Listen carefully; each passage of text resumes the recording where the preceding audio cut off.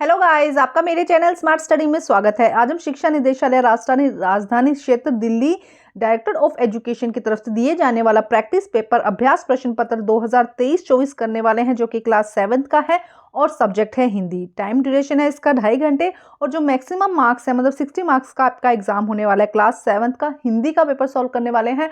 आपको मेरे चैनल पर सभी सब्जेक्ट के सैंपल पेपर मिल जाएंगे। तो आइए स्टार्ट करते हैं। खंड ए यहाँ पे स्टार्ट हो गया है, जिसमें क्वेश्चन नंबर 1 दिया गया है।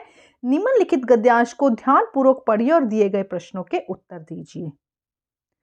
तो देखिए प्रश्न नंबर 1 है, उस दिन संध्या समय उनके देखते देखते सामने की गुलाब की डाली पर एक चिड़िया आन बैठी। चिड़िया बहुत सुंदर थी, उसकी गर्दन लाल थी, गुलाबी होते होते किनारों से जरा नीली पड़ गई थी। पंख ऊपर से चमकदार नीले थे। उसका नन्हा सा सिर तो बहुत ही प्यारा लगता था और शरीर पर चित्र विचित्र चित्रकारी थी। तो देखो चिड़िया की बात बताई जा रही है कि सामने की गुलाब की डाली पर एक चिड़िया आकर बैठी थी, जो कि बहुत सुंदर थी, गर्दन लाल थी, पंख नीले थे, उसके बहुत प्यारा सिर था और चित्र विचित्र चित्रकारी की गई थी। तो यहाँ पे जो प्रश्न पूछे गए हैं इस गद्यांश विषय से 2 प्रश्न पूछे गए हैं, दोनों ही 2-2 मार्क्स के हैं। तो ऐसा ही पैटर्न आपके एग्जाम में आने वाला है, तो अच्छे से उनको समझ लीजिएगा। क्वेश्चन देखो क्या है, चिड़िया कहाँ बैठ गई थी? तो चिड़िया गुलाब की डाली पर। तो बी आंसर यहाँ पे क्या हो जाएगा? सही हो जाएगा।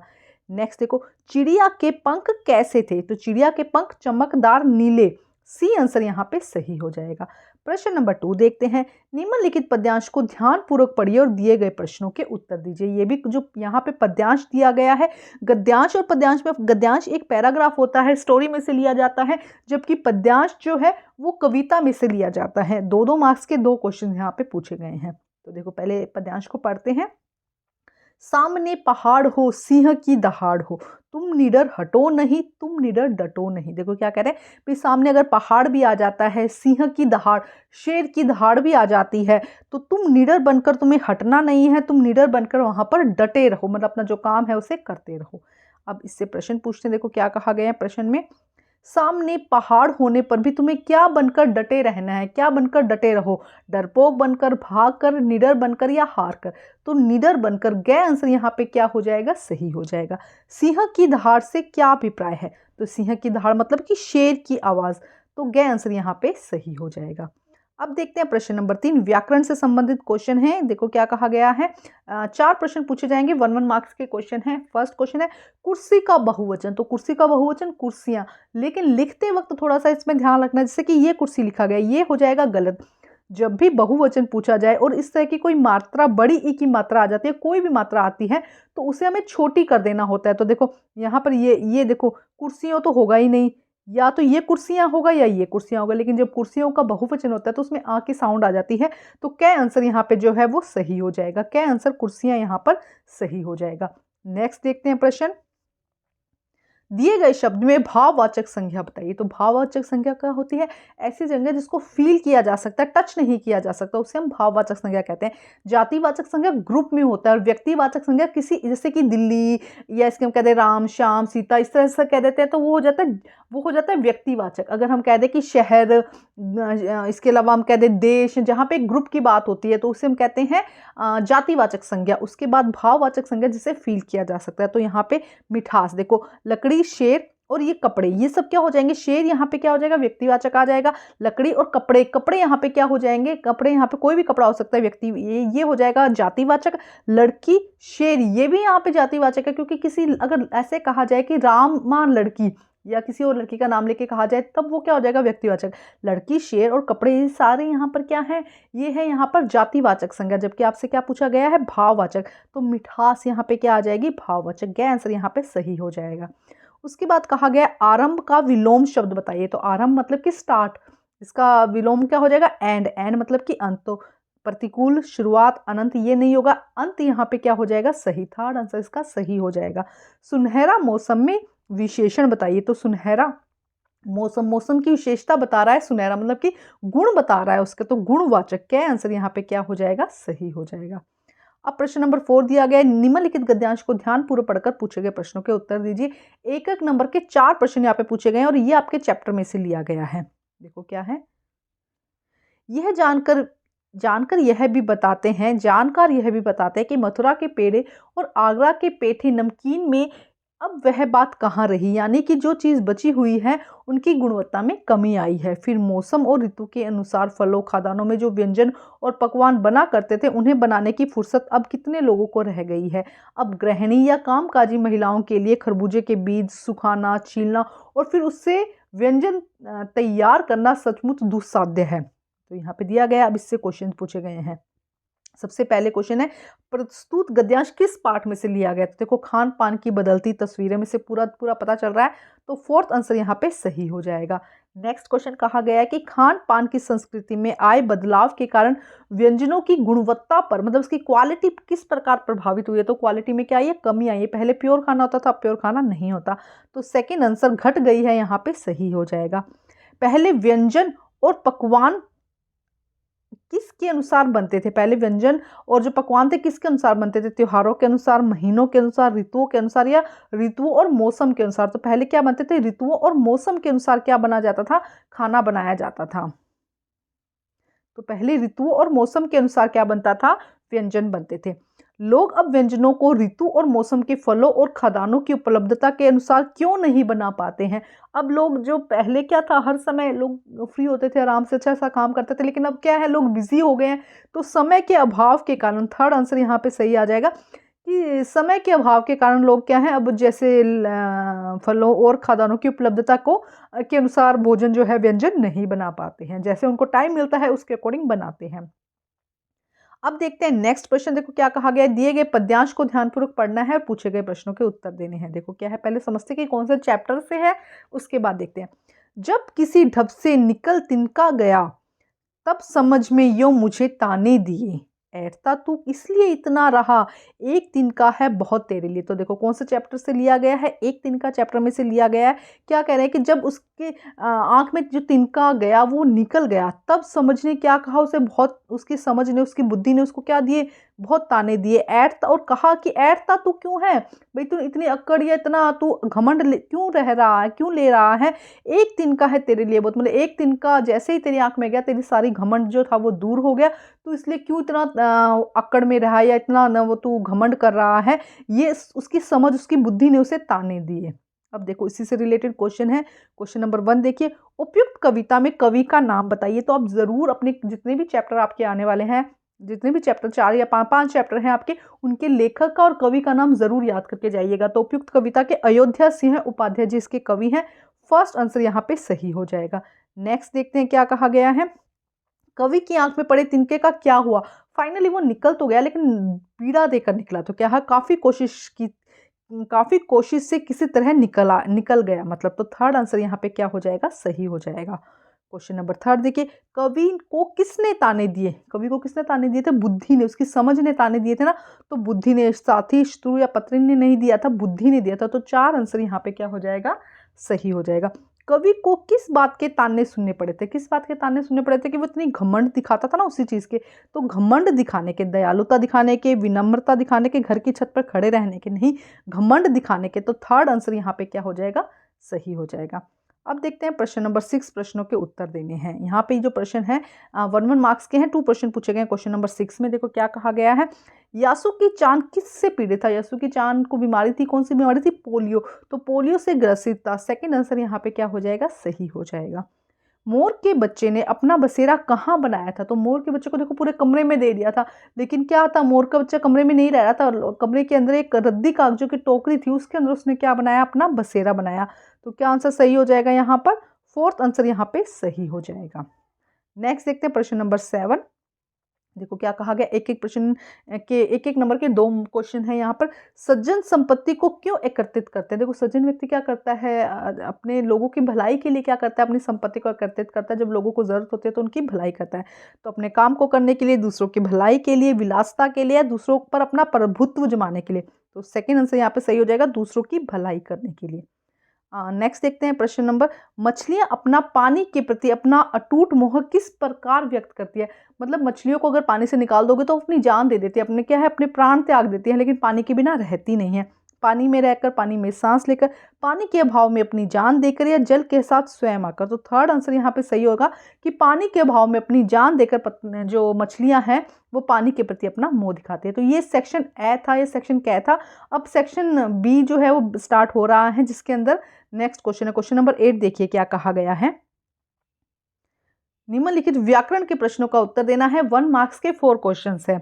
चौराहा में समास बताइए। तो चौराहा, देखो 2 समास ज्यादातर पूछे जाते हैं आपसे, द्विगु या होता है द्वंद्व समास। देखो द्विगु समास क्या होता है, जिसके अंदर कोई संख्यावाची शब्द आता है। पहला देखो चौराहा, 4 राहों का समूह है, 4 रस्तों का समूह है। त्रिनेत्र, 3 नेत्र। इसके अलावा जैसे सप्त ऋषि, 7 ऋषि, है ना। तो जहाँ पे संख्यावाची पहला शब्द उसका संख्यावाची आ जाता है तो उसे हम कहते हैं द्विगु समास।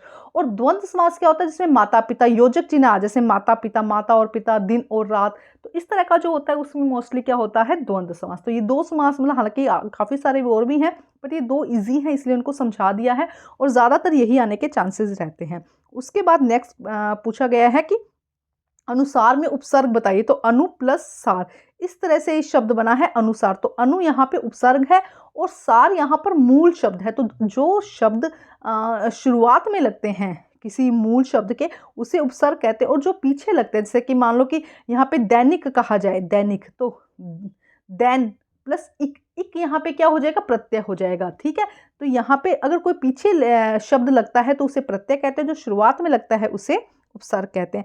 सफल शब्द से भाववाचक संज्ञा बनाइए। तो भाववाचक संज्ञा क्या बन जाएगी, सफलता। परिश्रम विद्यार्थी सफल होते हैं, वाक्य में विशेषण बताइए। तो परिश्रमी विद्यार्थी सफल होते हैं, किसकी विशेषता बताई जा रही है, विद्यार्थी की क्या, कि वो परिश्रमी है। तो परिश्रमी यहाँ पे क्या हो जाएगा, परिश्रमी यहाँ पर विशेषण हो जाएगा। अब देखते हैं प्रश्न नंबर 9। प्रश्न नंबर 9 में देखिए क्या कहा गया है। एक एक नंबर के 4 क्वेश्चन हैं। एक तिनका में कवि किस भाव से खड़े हैं। एक तिनका में कवि क्या होते हैं, बड़े ऐठ कर खड़े होते हैं ना, बड़े ऐठ के, घमंड के भाव से। तो क्या आंसर हो जाएगा, घमंड के भाव से। नेक्स्ट देखो क्या कहा गया है। एक तिनका के कवि कहां पर खड़े हैं। तो कवि कहां पर खड़े होते हैं, मुंडेर पर खड़े होते हैं, और बड़े ऐठ के खड़े होते हैं, मतलब बड़े घमंड से खड़े होते हैं।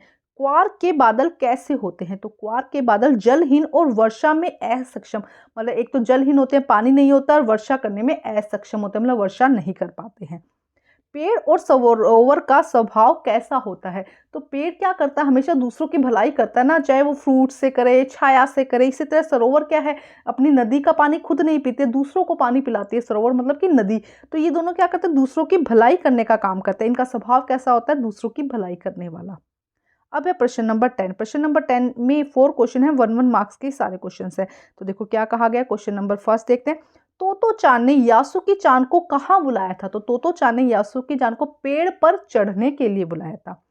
ढोकला गठिया कहाँ का भोज्य पदार्थ है। तो गुजरात का भोज्य पदार्थ है, विशेषकर कहाँ का है, गुजरात का। कामकाजी महिलाएं व्यंजन तैयार करने को मुसीबत क्यों समझने लगी। देखो उनके पास में समय नहीं होता, समय की कमी होती है, इसलिए समय की कमी के कारण कामकाजी महिलाएं जो है वो व्यंजन तैयार करने को मुसीबत समझने लगी। आप एक एक शब्द में आंसर लिख सकते हैं। मोर के बच्चे कैसे दिखाई देते थे। तो मोर के बच्चे तीतर के बच्चों के समान। मोर के बच्चे कैसे दिखाई दे रहे थे, तीतर के बच्चों के समान दिखाई दे रहे थे। ठीक है, अब हम देखते हैं प्रश्न नंबर 11। प्रश्न नंबर 11 में क्या कहा गया है। निम्नलिखित गद्यांश के किन्हीं 4 प्रश्नों के गद्यांश आप ये आपके चैप्टर में से लिया गया, बुक्स में से लिया गया है। 4 प्रश्नों के उत्तर 30 से 40 शब्दों में आपको देना है। हर प्रश्न 2 मार्क्स का है, टोटल आपके हैं 8 मार्क्स के। तो देखो 5 प्रश्न यहाँ पे पूछे गए हैं, आपको 4 प्रश्नों के उत्तर देने हैं। तो सबसे पहले हम देखते हैं प्रश्न नंबर 1। देखो क्या कहा गया। बसंत ऋतु में नीलकंठ के लिए जाली घर में रहना असहनीय क्यों हो जाता है। तो नीलकंठ कौन था, मोर था, उसका पिंजरे में रहना असहनीय क्यों हो जाता है बसंत ऋतु में। क्योंकि क्या है, बसंत ऋतु बहुत अच्छे अच्छे वहाँ पे क्या होते हैं। देखो यहाँ पे बताया गया कि इतना सुहाना मौसम हो जाता है कि उसको जाली मतलब पिंजरे में रहना बहुत मुश्किल हो जाता है। देखो क्या कहा गया है। नीलकंठ को पुष्पित और पल्लवित वृक्ष बसंत ऋतु में आम के पेड़ों पर सुनहरी मंगूरिया बहुत भाती है। मतलब कि नील जो वो होती है, क्या कहते हैं, बसंत ऋतु होती है, उसके अंदर फूल लगे होते हैं, पल्लवित वृक्ष होते हैं, वो बहुत अच्छे लगते हैं। इस समय अशोक पर नए पेड़ पर नए लाल-लाल पत्तों से अशोक का जो पेड़ है वो लाल-लाल पत्तों से ढक जाता है। ऐसी मनोरम ऋतु को देखकर नीलकंठ बाहर आने के लिए बेचैन हो जाता है, मतलब उसे उसका मन करता है कि वो बाहर उड़े, बाहर खेले, लेकिन क्या है वो पिंजरे में बंद है, इसलिए उसका मन क्या हो जाता है, बहुत बेचैन हो जाता है। इसीलिए उसे जो जाली घर में रहना असहनीय लगता है। प्रश्न नंबर सेकंड देखिए, खान-पान की मिश्रित संस्कृति से लेखक का क्या मतलब है? खान-पान की मिश्रित संस्कृति से लेखक का मतलब है देशी विदेशी व्यंजनों का मेल। मिश्रित संस्कृति होता है कि मतलब मिक्स करना। अब खान-पान की मिश्रित संस्कृति मतलब कि जितनी देसी खाना है, विदेशी खाना है, उनको क्या करना, मिक्स करना, है ना? उससे क्या हो रहा है उसकी देखो, खान-पान की मिश्रित संस्कृति से लेखक का मतलब देसी विदेशी व्यंजनों का मेल, अर्थात स्थानीय व्यंजनों और पकवानों का महत्व रखते हुए देश के अन्य भागों के पकवानों और विदेशी व्यंजनों के पकवानों को भी अपनाना। जैसे कि अब हमारे देश में देखो, सिर्फ ऐसा तो है नहीं, इंडियन फूड मिलता है, चाइनीज फूड भी मिलता है यहाँ पे ना, डोसा, पिज्जा, बर्गर, हर एक तरह का खाना मिलता है ना, तो और हर एक तरह के लोग खाना पसंद करते हैं, तो इस तरह उसको अपनाना, ये क्या है, मिश्रित संस्कृति है। अब देखते हैं प्रश्न नंबर 3। प्रश्न नंबर 3 में क्या कहा गया है? यासुकी चान को अपने पेड़ पर चढ़ने के लिए तोतो चान ने क्यों प्रयास किए? या वो क्या तोतो चान क्या चाहती थी? यासुकी चान को अपने पेड़ पर चढ़ाना चाहती थी। तो क्योंकि उसको क्या था, वो पोलियो था, जिसकी वजह से वो चढ़ नहीं पा रहा था, इसीलिए वो बहुत ज़्यादा प्रयास कर रही थी कि वो उसको पेड़ पर चढ़ाए। तो देखो क्या है, यासुकी चान एक पोलियोग्रस्त बालक था, उसके लिए किसी पेड़ पर चढ़ना संभव नहीं था। उससे 1 वर्ष बड़ी तोतो चान की हार्दिक इच्छा थी कि वो यासुकी चान को पेड़ पर चढ़ाए, और उसने इसके लिए काफ़ी प्रयास भी किया। प्रश्न नंबर थर्ड देखते हैं, फोर्थ देखते हैं। खान-पान, यहाँ पे खान-पान आ जाएगा। खान-पान संस्कृत राष्ट्रीय एकता को मजबूत करने में भी सहायक है, कैसे? तो देखो, राष्ट्रीय एकता, अब देखो एक ही जगह अलग-अलग तरीके का फूड मिलना, तो क्या करते हैं लोग, उस तरह की भाषा, अब जहाँ मान लो कहीं पंजाबी ढाबा है, तो वहाँ पे पंजाबी लोग भी हो सकते हैं, तो क्या है, पंजाबी भाषा, बोली, पहनावा भी हो सकता है। तो लोग जब खाना अपनाते हैं, तो उस तरह की भाषा, बोली को भी अपनाना शुरू कर देते हैं, उससे प्यार करना शुरू कर देते हैं। तो इसी तरह से यहाँ पे दिल्ली में देखो, हरियाणवी भी बोली जाती है, पंजाबी भी बोली जाती है, तो यही क्या है, राष्ट्रीय एकता। देखो क्या आंसर है, खान-पान की संस्कृति के माध्यम से हम दूसरी चीज़ों जैसे कि बोली, भाषा, पहनावा आदि की ओर भी हमारा ध्यान जाएगा, ध्यान देंगे, जिससे कि हमारी राष्ट्रीय एकता और मजबूत होगी। जब हम उस फूड को पसंद करेंगे, तो वहाँ के लोगों को पसंद करेंगे। कई बार तो लोग स्पेशली वहाँ पे स्पेशल फूड खाने के लिए भी जाते हैं, तो ये सब क्या है, राष्ट्रीय एकता को प्रभावित करती है, राष्ट्रीय एकता को मजबूत करने में सहायक है। प्रश्न नंबर 5 देखते हैं। नीलकंठ ने खरगोश के बच्चे को सांप से किस तरह बचाया? तो नीलकंठ जो मोर था, उसने सांप से खरगोश के बच्चे को किस तरह बचाया था? जब नीलकंठ ने खरगोश की चीख सुनी, तो वह जल्दी से सांप के पास आया। जैसे ही नीलकंठ को लगा कि खरगोश चिल्ला रहा है, चीखा, तो वो फटाफट भागकर कहाँ गया, सांप के पास गया, और सांप के फन को पंजों में दबोचकर चोंच से प्रहार करने लगा। और जैसे ही वहां पे गया, तो सांप को उसने क्या किया, सांप के जो फन होते हैं, वहां से सांप को पकड़ लिया, और अपनी चोंच से क्या करने लगा, उस पर चोट करने लगा, प्रहार करने लगा, जिससे कि सांप की जो पकड़ थी, जिसने उसे पंजों में पकड़ रखा था खरगोश को, उसकी पकड़ ढीली हो गई, और ढीली होते ही खरगोश वहां से बाहर आ गया। अब देखते हैं प्रश्न नंबर 12 में क्या कहा गया। 30, यहाँ पे भी देखो पद्यांश है, मतलब कि पोएम से चैप्टर है, उसमें से दिए गए हैं। 30 मार्क्स के, यहाँ पे 30 to 40 शब्दों में आपको देना है। 4 प्रश्न दिए गए हैं, जिसमें से 3 प्रश्न आपको करने हैं। तो आइए देखते हैं। फर्स्ट क्वेश्चन, आंख में तिनका पड़ने के बाद घमंडी की क्या दशा हुई? देखो क्या कहा गया है, आंख में तिनका पड़ने के बाद घमंडी परेशान हो गया, उसे पीड़ा होने लगी, और उसकी सारी घमंड जो था वो गायब हो गया। उसे घमंड था, ऐठ था ना, लेकिन आँख में जैसे ही तिनका गया, वो परेशान हो गया, उसे दर्द होने लगा, वो कभी किसी से हेल्प माँग रहा है, कभी किसी से, तो फाइनली जो उसका घमंड था वो सारा चूर हो गया, और उसको क्या हुआ, दूसरों की हेल्प लेनी पड़ी, और इसी तरह सिर्फ एक एक तिनके ने क्या किया, उसकी सारी घमंड को क्या कर दिया, चकनाचूर कर दिया। नेक्स्ट देखो क्या कहा गया, क्वेश्चन नंबर 2। घमंडी की आंख में तिनका निकालने के लिए उसके आसपास के लोगों ने क्या किया? घमंडी की आंख में तिनका निकालने के लिए उसके आसपास के लोगों ने कपड़े को लपेटकर मूठ बनाया, एक गांठ सी बना ली, और उसकी मदद से आंख में पड़ा तिनका निकालने का प्रयास करने लगे। तो किस तरह से, क्या एक कपड़ा पड़ा था, उसको मूठ मतलब कि गांठ तरीके से बना ली, और उससे वो जो तिनका था उसको निकालने का प्रयास करने लगे। नेक्स्ट देखते हैं प्रश्न क्या कहा गया है। जाल पड़ने पर पानी क्यों बह जाता है जबकि मछलियाँ पानी से अपना मुँह छोड़ नहीं पाती हैं। जैसे जाल पड़ता है, जाल अगर एक नदी के अंदर जाल गिराया जाता है तो पानी उसमें से बहकर निकल जाता है, लेकिन मछलियाँ क्या करती हैं, पानी से अपना मुँह छोड़ नहीं पाती हैं। जबकि मछलियाँ जो है वो पानी से अपना मुँह छोड़ नहीं पाती। दोनों 2 क्वेश्चन पूछे गए हैं कि जाल पड़ने पर पानी क्यों बह जाता है, क्योंकि उसको कोई मुँह नहीं है ना, तो वो छोड़कर चला जाता है। लेकिन जो मछलियाँ हैं अगर उसको पानी के बाहर निकाल दो तो वो जान दे देती है, लेकिन अपने जो पानी के बिना वो रह नहीं पाती है। तो देखो क्या है, जाल पड़ने पर पानी इसलिए बह जाता है क्योंकि वह मछलियों का जो मुँह है छोड़ देता है। पानी मछलियों के साथ रहता है ना, लेकिन जैसे ही जाल पड़ता है तो मछलियाँ तो जाल में फँस जाती है, लेकिन पानी बहकर निकल जाता है क्योंकि उसको मछलियों से कोई मोह नहीं होता।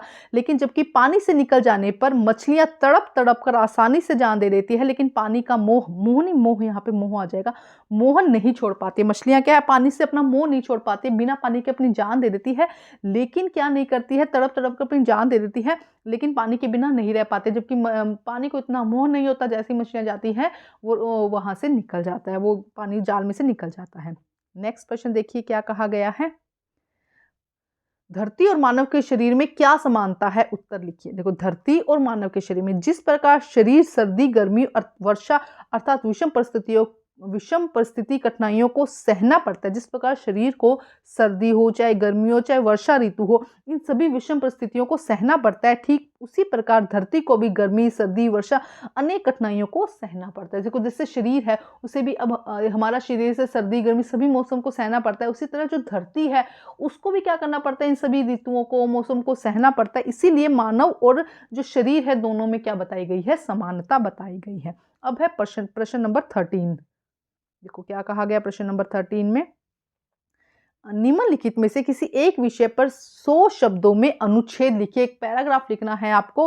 प्रातःकाल की सैर से लाभ, दूरदर्शन के लाभ और मेरा प्रिय खेल। तो देखो, दूरदर्शन यहाँ पे इंटरनेट भी कह सकते हैं। दूरदर्शन का मतलब, दूरदर्शन मतलब कि टीवी होता है, वैसे टीवी के लाभ, लेकिन अब इस तरह को थोड़ा चेंज करके यहाँ पे इंटरनेट के लाभ आ जाएगा कि इंटरनेट के क्या लाभ हैं।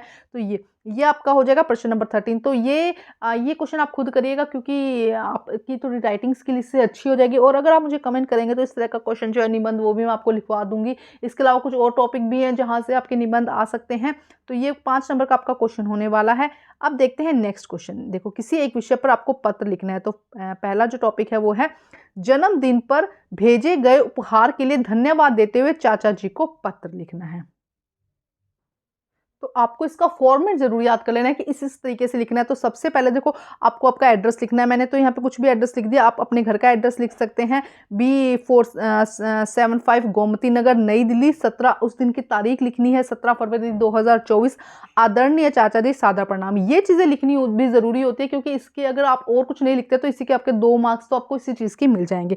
उसके बाद हम देखते हैं आपको इसमें जो पत्र है इसमें क्या लिखना है। देखो क्या कहा गया है यहाँ पर, आपके द्वारा मेरे जन्मदिन पर उपहार स्वरूप भेजी गई बड़ी प्राप्त हुई घड़ी, यहाँ पे घड़ी आ जाएगा, घड़ी प्राप्त हुई जिसे पाकर मुझे बेहद प्रसन्नता हुई। यह मुझे अत्यंत सुंदर और उपयोगी लगी। मैं स्वयं भी काफ़ी समय से घड़ी, यहाँ पे थोड़ा लिखते थोड़ी गड़बड़ होगी, घड़ी खरीदने के बारे में सोच रहा था। कई बार मुझे बहुत से कार्य करने में देरी हो जाती थी। अब मैं स्वयं को नियमित बनाने का प्रयत्न करूँगा। जन्मदिन पर बहुमूल्य उपहार भेजने के लिए हार्दिक धन्यवाद। पूजनीय चाची जी को चरण स्पर्श, छोटे भाई बहन को ढेर सारा प्यार। तो ये घड़ी आ जाएगा, थोड़ा सा लिखते वक्त आप थोड़ा सा ध्यान रखिएगा, और एक स्क्रीनशॉट ले सकते हैं इसको ध्यान से, बस जो मिस्टेक है उसका ध्यान रखिएगा। उसके बाद आपका अपना अनुज या कोई भी नाम हो सकता है। इसके अथवा में है, देखो इसके अथवा में क्या कहा गया है, अपने मोहल्ले की सफाई के लिए स्वास्थ्य अधिकारी को पत्र लिखना। इसके और में है ये, इनमें से कि अपने सफाई के लिए पत्र लिखना। तो देखो सबसे पहले हम यही लिखते हैं, ये चीज़ें आपको आनी चाहिए। ये चीज़ें लिखने के भी नंबर होते हैं, स्टार्टिंग में लिखने के 2 नंबर, लास्ट में लिखने का 1 नंबर, और जो बीच का आप लिखते हो उसका 2 नंबर। तो इस तरह से आपको 5 नंबर मिलते हैं। तो बिल्कुल भी मिस्टेक नहीं करनी, स्टार्टिंग कुछ ना आए तो एटलीस्ट स्टार्टिंग का ज़रूर लिख के आया करो। सेवा में स्वास्थ्य अधिकारी, सिविल लाइन्स, नई दिल्ली नगर निगम दिल्ली, और उसके बाद में विषय मोहल्ले की सफाई के संबंध में पत्र। अब देखो क्या करना है हमें आगे, किस तरह से लिखना है। देखो यहाँ पर ये देखो, थोड़ा ये देखो, हम देखते हैं। पहले लिखना है श्रीमान जी। अब देखो क्या लिखना है, मैं आपका ध्यान अपने मोहल्ले की सफाई संबंधी कुव्यवस्था की ओर दिलाना चाहता हूं। जनकपुरी मोहल्ले में सफाई कर्मचारी सप्ताह में 1 या 2 बार आते हैं। प्रतिदिन सफाई न होने की वजह से जगह जगह कूड़े के ढेर पड़े हुए हैं जो जानवरों द्वारा बिखेरा दिया जाता है। नालियों में पानी सड़कर बदबू मार रहा है, जिससे क्षेत्र में मक्खी और मच्छरों की भरमार हो गई है। इस कारण बीमारी फैलने का खतरा भी उत्पन्न हो गया है। आपसे विनम्र प्रार्थना है कि आप अचानक दौरा कर स्वयं स्थिति का जायजा लें, साथ ही सफाई कर्मचारी को नियमित सफाई के आदेश दें। उसके बाद लास्ट में धन्यवाद भवदीय सुकांत या जो भी आपका नाम है, यहाँ पे आप नाम लिख सकते हैं, दिल्ली और डेट डाल सकते हैं। और इसके अलावा यहाँ पे दिल्ली की जगह आप अपना पूरा एड्रेस लिख सकते हैं, जैसे कि यहाँ पे जनकपुरी के बारे में बताया गया तो जनकपुरी। इसके अलावा आप यहाँ पे रमेश नगर या मोती नगर कुछ भी लिख सकते हैं, आप कुछ भी लिख सकते हैं जो भी आपको लगता है। आप कमेंट में अपना एड्रेस बताइएगा स्कूल का कि आप कौन से स्कूल से हैं या कौन से एरिए से हैं, ठीक है। और आपको मेरे चैनल पर सभी सब्जेक्ट के सैंपल पेपर मिल जाएंगे, आप वहां से अच्छी सी तैयारी कर सकते हैं। और आपको अगर कोई डाउट आता है तो आप वहां पर वो भी जान सकते हैं। इसके अलावा इंस्टा पर भी मेरी आईडी है, आप वहाँ से भी फॉलो कर सकते हैं। वहाँ पे आपको इसके शॉर्ट आंसर्स और शॉर्ट इन्फॉर्मेशन आपको स्कूल से संबंधित वहाँ पर मिल जाएगी। SMAR@TSTUDY10 स्मार्ट स्टडी 10 के नाम से जो आईडी है उससे आप फॉलो कर लीजिए। वहाँ पे आपको बहुत इन्फॉर्मेशंस, अभी मैंने शुरू नहीं किया, कुछ कुछ ही डाली है, लेकिन अब धीरे धीरे उस पर स्टार्ट करूँगी, जिससे कि शॉर्ट में आपको आंसर्स मिल जाएंगे, शॉर्ट में वहाँ पर आपको वीडियोज़ मिल जाएंगे और आपको इन्फॉर्मेशंस मिल जाएगी। तो अभी आज का सैंपल पेपर हमने जो है वो कंप्लीट कर लिया है। बहुत ही जल्द बाकी सब्जेक्ट के भी सैंपल पेपर आ जाएंगे, आप ज़रूर उसको तैयारी करके अच्छे से अपने जो फाइनल एग्जाम में आप अच्छे मार्क्स ले जाइएगा। और अगर कोई क्वेश्चन है तो वो कमेंट करके ज़रूर मतलब पूछिएगा, जिससे कि मैं उस पर भी वीडियो बना सकूँ आपके क्वेश्चंस की। Thank you guys.